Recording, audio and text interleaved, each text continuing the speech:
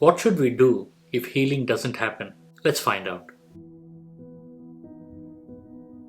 When we face situations where healing doesn't happen, it can be difficult and as well as very challenging. However, the Bible offers us guidance and examples of how to respond in faith and trust in God during those situations. Firstly, we should remember that God's way are higher than ours, and His thoughts are beyond our understanding. When we read that in Isaiah 55:8-9, sometimes healings may not happen according to our timeline or expectations, but it doesn't mean that God will not heal you or heal us. But we are all called to trust that God knows what is best for us. When we read from book of Job, the first chapter and the 42nd chapter, we see Job enduring immense sufferings and not receiving physical healing despite his prayers and faithfulness to God. Instead of turning away from God, what did Job do? Job remained steadfast in his faith and continued to trust in Him. And we see what happened at the end.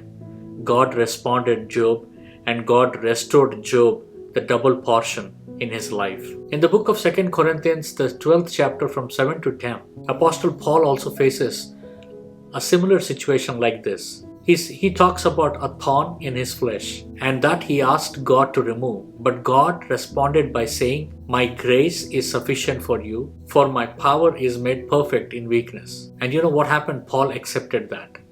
Paul accepted this and learned to rely on God's grace even in the time of his weakness. So we should not forget that if you have not experienced healing yet, it doesn't mean that grace of God has departed from your life. You are still under the grace of God. When Lazarus, the brother of Mary and Martha, fell ill, his sisters sent for Jesus believing that he could heal him. However, Lazarus died before Jesus arrived. Despite this, Jesus demonstrated his power over death by raising Lazarus from the dead. We read that in John 11 from 1 to 44. So finally, when healing doesn't happen, we should not leave praying or trusting God, but we should continue to pray and trust in God's wisdom and plan for our lives. We can find comfort in knowing that God is with us in our suffering and that His grace is sufficient to sustain us through all hard circumstances. We can follow the examples in the Bible like Job and Paul and other